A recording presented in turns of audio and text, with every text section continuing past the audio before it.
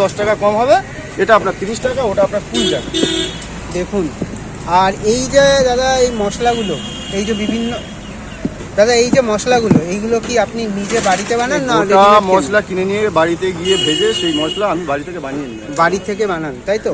আর এই যে দোকানটা দাদা, এই যে দেখাতে পাচ্ছি, এই যে দোকানটা, এটা কোথায় দাদা? ঠিকানাটা একটু এটা হরিদেবপুর বাস স্ট্যান্ড, ফোর্সি বাস স্ট্যান্ড, হরিদেবপুর ফোর্সি। প্রতিদিনই বসেন আপনি? আমি রেগুলারই এখানে বসি। আর কটার থেকে এই দোকানটা ওপেনিং করেন আপনি? 10:30 11টার মধ্যে আমি এখানে এসে দোকান শুরু করি, সন্ধ্যা নাগাদ থাকি, সন্ধ্যা পর্যন্ত, 6টা 6:30 পর্যন্ত।